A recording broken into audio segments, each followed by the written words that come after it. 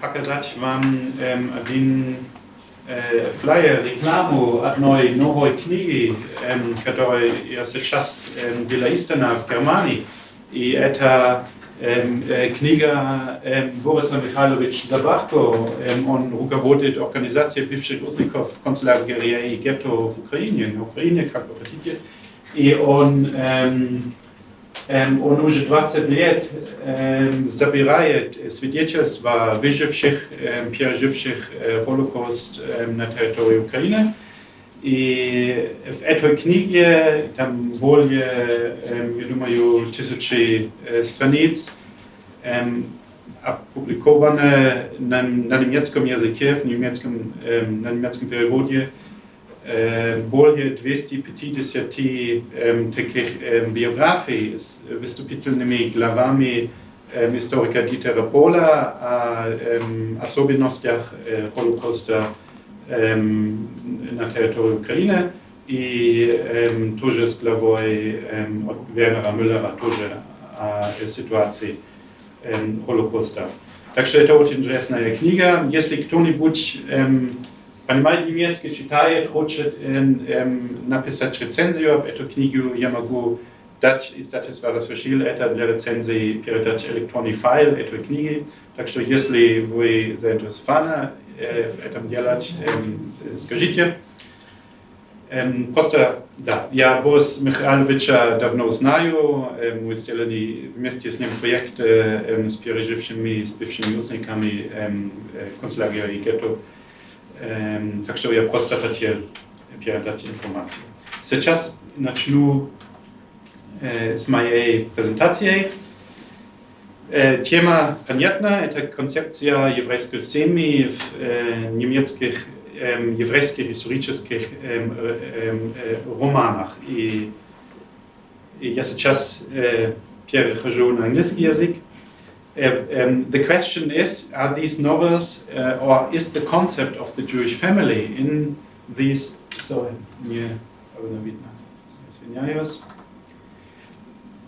is the family portrayed in these novels as a repository of resilience? That means as a place where Jewish identity and where Jewishness is preserved and is strengthened for the family members in the secular outside world, or are these, is the concept of the family crushed? What are my research questions? I will write them in a moment, I will talk about them. Then I want to show you the texts upon which my discussion is based. Then talk about how the Jewish family is conceptualized in Jewish religion and thought in general. I want to show what the implied image of the Jewish family is in these historical novels. And then I'm specifically interested in the Russian Jewish journal Vasrod and in German Jewish texts which were published in Vasrod. And so I've chosen those historical novels which were published in Vasrod. There were also other novels, other German language Jewish texts which were not translated into Russian and not published in Vasrod, but these were. And I hope that in the course of the discussion it will be obvious why this is of interest. And the question also is, why was Vasrod interested in these novels, and how may these novels have been received by different groups of readers, by German Jewish and German non-Jewish readers, and by Russian Jewish readers, and perhaps also non-Jewish Russian readers, if they had access to the journal. My secondary research questions are, how are the Jewish families portrayed in these 19th century Jewish historical narratives? And these narratives are set in different historical periods. Some of them are set in the 1st century or in the 16th century, so in ancient times, or in the late Middle Ages, early modern times. And others are set in 18th and 19th century time of the Enlightenment. What do these texts express about the role of the family in these times? How does this concept relate to the general concept of the Jewish family we know from the traditional Jewish religion? And why were different publishers and different groups of readers interested? Now, which texts are the basis of my discussion now. Text by the three authors Max Rehn, Ludwig Philippson, Bertolt Auerbach. They were all Reform Jewish thinkers in Germany at the time. The first is Семьи Evangelия, исторический роман из времен Возвращения Иерусалима. Потом, also by Max Rehn, is времен реакции. This is a translation of a German novel called Unfehlbar, which translates into English infallible. I think it was not, the title Unfehlbar was not directly translated into Russian, because it's probably a concept difficult to translate. It would mean something like Nie ошибающий, and it refers to the Catholic doctrine of the Pope when he speaks ex cathedra, when he speaks in the name of his office, that what he says is infallible, is divine inspiration. And this novel deals with the Jesuit Catholic reaction in the post-Napoleonic period. And then there's a short narrative, which is not a novel, but it's about the daughter of Moses Mendelssohn, Dorothea White, who got married to a famous German Catholic philosopher. And it tells about basically the breakdown of a family, but we'll get to it in a moment. And then by Ludwig Philippson, there's Jacob Tirado, which is set in the second half of the 16th century. It deals with the Spanish Inquisition and the Spanish rule over Portugal, and on the other hand, with the Protestant Reformation and the kind of tolerance Protestantism brought to Central Europe. And then the third writer was Bertolt Auerbach, and he wrote also many pieces and several novels, and one of them was Poet and Merchant, Poet y Coquets. And most of these novels, most of these works were translated by the famous literary translator Piotr Wendel. What is the image of the Jewish family in traditional, basically Jewish thought? And I'm following here Jonathan Sacks, the former chief rabbi of Great Britain, and he explains it he actually goes back to the first Jewish family, the family of Abraham, in explaining the concept of the Jewish family, and it's a very realistic concept. He says the family is the place where there's conflict, where there's strife. There can even be murder if you think of Cain and Abel. But at the same time, it is also a place where family members can learn to reconcile, they can learn to forgive. And the Jewish family, which probably in that, the fact that families are a place of conflict, as much as it can be hopefully a place of reconciliation, of love, that's probably a universal idea of the family. But what's distinct about the Jewish family is the idea of blessing, that parents bless their children, and sometimes even grandparents. If you think of Jacob as a grandfather, he also blessed his children and grandchildren. So the idea of despite conflict, despite sibling rivalry, despite the rivalry for this blessing and hatred that can appear in difficult family situations, there's the idea that people reconcile again. And the Jewish family is also, according to Jonathan Sacks, opposed to the Greek and Roman model of a family, in which the children were regarded as the property of the parents. And this is where Sigmund Freud got his notion of the Oedipus complex from, that children, in order to become kind of independent personalities, they need to get rid of their father in order to make space for themselves. But in Jewish religion, the Jewish concept of family is different in the ideal case, that and that goes back to the notion of the in Christianity it's called the sacrifice of Isaac, in Judaism it's called the binding of Isaac, that God basically tells Abraham, Isaac is not your property, but he's my property, and I set him free, and you're also supposed to set him free into his own life, into his own kind of mission or purpose in life. So Judaism encourages parents to grant their children some kind of autonomy. And there's also the notion, which is also shared by political thinkers, that if you don't get along with your own family members, you will not get along in society. So the family is a learning field in order to learn freedom. And if you learn freedom in family, you're able to have freedom in society. And if you learn responsibility in your family, you also are able to live as a responsible citizen in your society. Now, I want to show you a page from one Jewish German language journal from 1835, Das Füllhorn, translated Cornucopia. I got this from a young researcher at Bamberg University. He's doing his PhD on specifically this periodical. It was a small periodical. It's not very known. It was published by a rabbi in Bamberg who wanted to do something to educate his clientele, his Jewish community, with some secular knowledge included, some religious advice, basically help his members to get along in this new time. And he describes the Jewish wedding, compares it to the Persian wedding, and takes the conclusion. Basically, he's saying the traditional Jewish wedding is husband and wife only meet the morning and only meet at their engagement. Marriage proposal is done through a third party. Both parties do investigations for themselves, and then the meet is at a specific place. And if partners please each other, a marriage contract is signed. He compares it with an author, Chardin, who writes something about a Persian wedding, where the partners only see each other in the morning after the wedding. But Chardin believes that there are no unhappy marriages in Persia, unlike in Europe, where many marriages are unhappy because the bridegroom has to spend months rendering homage to the visible charms of his bride.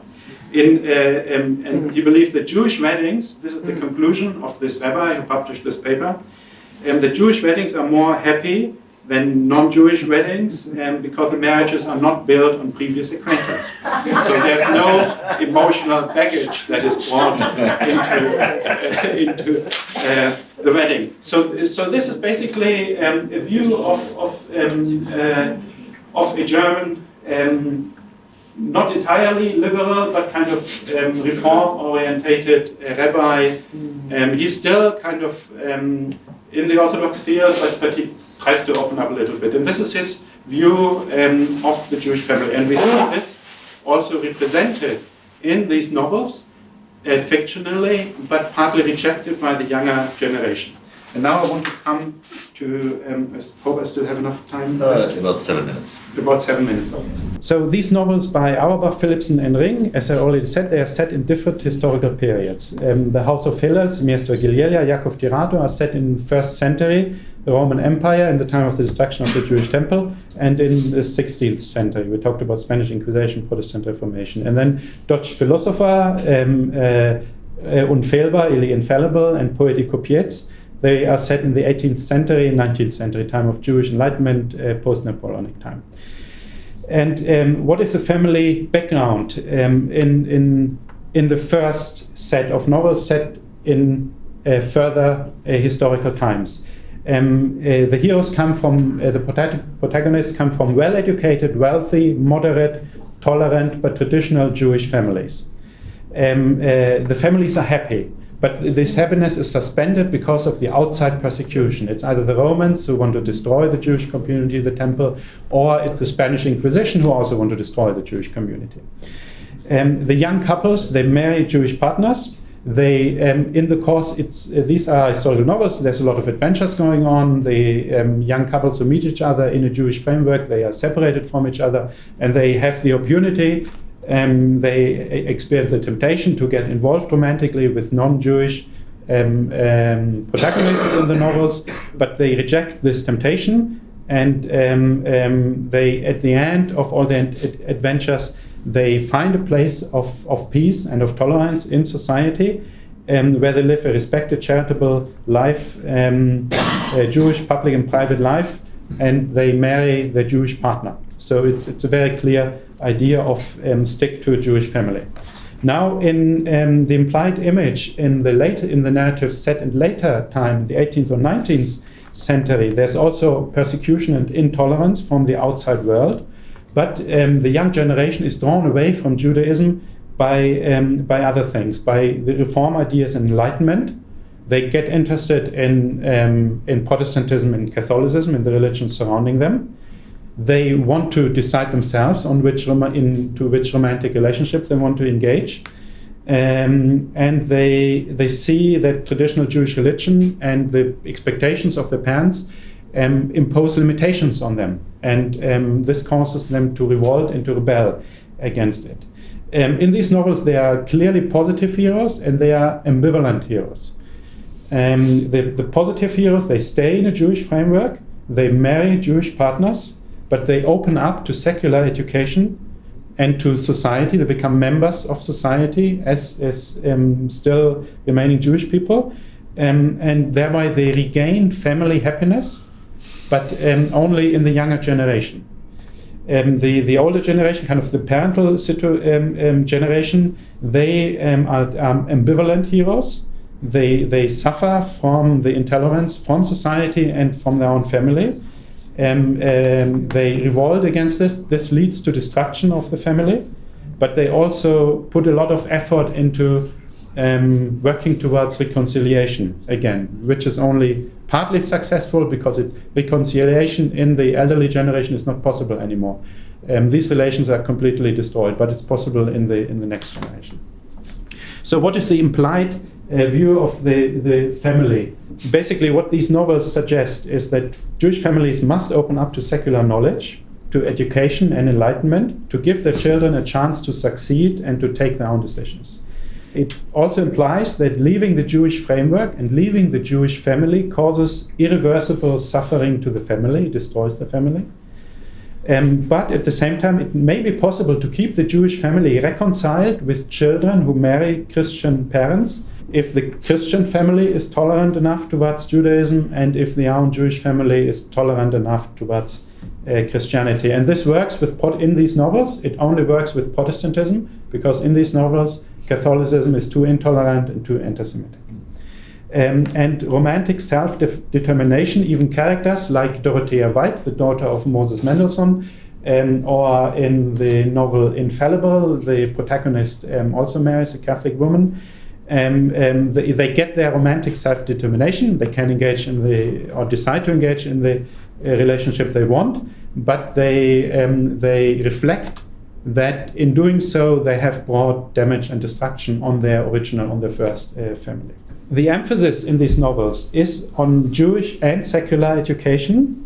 It suggests it perhaps suggests to the reader that parents should not disown their children and accept certain choices of their children to avoid their feeling forced to convert to Christianity. That's an experience one of the characters in this novel makes because he is interested in the surrounding world, but the family and the Jewish community starts to reject him because of that.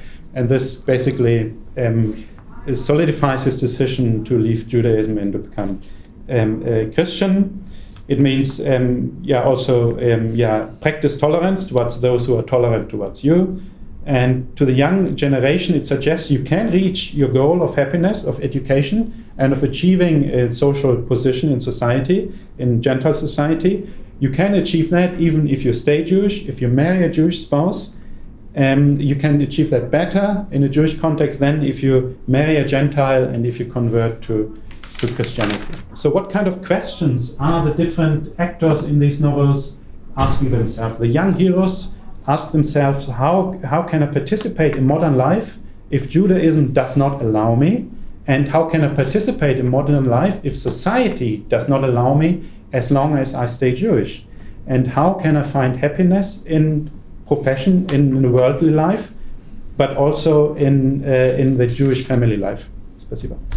The parents ask themselves, the parents in these novels never ask themselves how can they help the children to become happy. It's not a relevant category. They only ask, how can I observe the Jewish law? That's the only question. Right. And how do I please the rabbi and the Jewish community? What can I do? If this catastrophe is brought upon my family with children talking to a Catholic priest or to a Lutheran professor of theology, how can I deal with the Jewish community that this disgrace is not talked about, is not mentioned. The implied authors perhaps are asking, how can the young readers be encouraged to reconcile the wish to participate in non-Jewish society and still stay Jewish and marry Jewish? And how can the Orthodox parents respect tradition but still love their children if they break out of the framework? And especially with Max Ring, there are two novels, Semestra Gilielia and the other one, Il Felbel, where he gets round to the fact that the fathers curse their sons, or they are also a new family if they convert. And he seems to ask, do they really need to do that? Does the Jewish community, the Jewish family, do they need to curse and cast out converted family members? And now the last slide, perhaps. So is in these novels the concept of the Jewish family as we know it from tradition, how is it reflected? And it partly does reflect the traditional Jewish family. It partly is a repository of resilience. It is a place where Jewish identity is preserved and passed on. And it is a realistic place of blessing and love as much as of conflict and hatred and destruction. So it represents reality. And it is a place where Judaism can be passed on to the next generation. But at the same time, it doesn't always have to reflect that. In these novels, the family does not always give enough space to the young generation to develop as they wish. And it can also be a place where the young generation decides to leave the family, decides to leave Judaism if it is perceived as too limited and narrow-minded. So what do we get from these fictions? That they reflect traditional, I think, reform-oriented Enlightenment thinking that ran its course in 18th and 19th century German Judaism.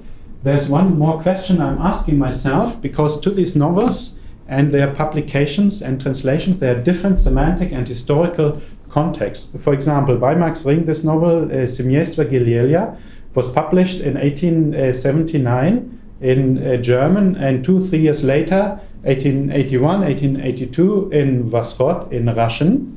And in both contexts, it conveyed the desire to achieve a place of tolerance, of productive participation of Jews in European society. But this novel was also translated into Hebrew in the 20th century and published in an adapted young people translation in Hebrew in a children's library in the 1940s, 1950s, before and after the creation of the State of Israel.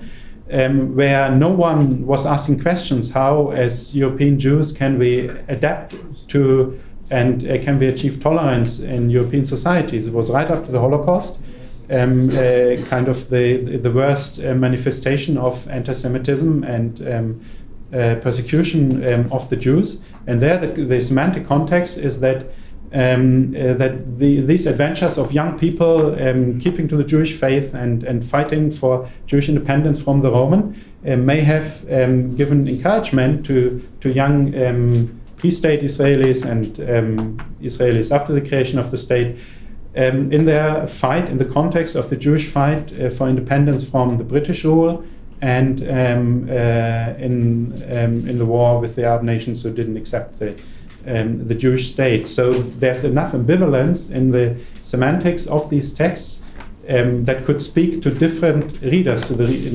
Haskalah readers, as well as to young people in the time of the creation of the State of Israel. So thank you very much for your attention. Теперь у нас есть время для вопросов по-русски, по-английски, я думаю, да? Можно? Да, как вы хотите. Ага. Пожалуйста. Спасибо. Спасибо большое. Как вы хотите, да. Очень интересно. Я понимаю, что основной ваш фокус и основной фокус романов, которые вы рассматриваете, это существование еврейской семьи в нееврейском государстве и вопрос о возможности войти в это общество. Да, точно. Да. то, что вы при этом рассказываете о семье, очень напоминает, так сказать, еврейский исторический роман с большой буквы «Сионскую любовь». И еще одна, так сказать, точка сходства – это то время, в котором помещены события, в котором, собственно, разворачиваются эти события в жизни вымышленных героев. Скажите, пожалуйста, в романе «Сионская любовь» самое интересное – то, как реконструируется мир в еврейской Палестине. Вот скажите, пожалуйста, как описывается мир Палестины первого века в этом романе? Вообще, насколько это автору интересно, насколько это сложилось под влиянием «Сионской любви» или совершенно независимо? Описывается ли там это вообще? Описывается как бы еврейская среда в Иерусалиме имеется в виду первого века. Да. Это хороший вопрос. Макс Ring как правильно сказать, много забот или много работ вкладывал в попытки развивать реалистический исторический фон романа. Там часто ссылки в ссылках, в footnotes, под текстом он говорит, что в его времени, так что в XIX веке на этом месте делают археологические раскопки. Значит, он пытается сообщить читателю, что он хорошо исследовал исторический фон. И он много описывает о Иерусалиме, о храме, о разных группах в еврейской элите, и как они спорили на вопрос, как надо относиться к римским властям. Так что, я думаю, еврейские общины, жизнь и их отношение к римлянам, это хорошо разработано. Да. И, да, по-моему, он действительно пытался написать достойный исторический роман. Он, конечно, не сравнивается с историческими романами Толстого или романов русского типа исторического романа. Но он, да. При этом подразумевается, что ситуация в первом веке, когда есть господствующее государство, еврейское, соотносится и должна соотноситься ситуация в Германии XIX века. Да, это сейчас другой вопрос, о чем, как отражается свое время автора в это время, в этом историческом периоде. И там образ толерантности, это важно, потому что те мотивация героя, почему он делает, что он делает, почему он живет, как он живет, почему он борется с римлянами, это мотивация, которую наратор рассказывает про героя, или слова, которые герои выговаривают, они рефлектируют, выражают как бы реформистское мышление XIX века. Он борется он любит свою религию и оценивает религиозное образование, но он хочет достигнуть светского греческого образования. Он хочет жить спокойную духовную жизнь, но без всех этих обрядов. Он хочет жениться на еврейку, но он хочет жить толерантную жизнь, он держит как бы веру отцов, но он не полностью, но он на уровне толерантности, он тоже принимает как бы веру в Спасителя. И он хочет в конце концов Они живут спокойно, вместе, продуктивно, помогают всем, несмотря на веру, на происхождение. Так что это всеобщая, универсальная концепция толерантности. Это немного похоже на тоже мышление неоплатонизма. Есть такие параллели, которые тоже... И может быть в этом связь с журналом «Восход». В «Восходе» тоже были опубликованы, там, например, Мережковский и другие писатели, поэты нееврейские, но у которых тоже были такие неоплатонские мышления. Да. Я думаю, что мы на этом должны будем остановиться. Да. Спасибо. Да? Спасибо.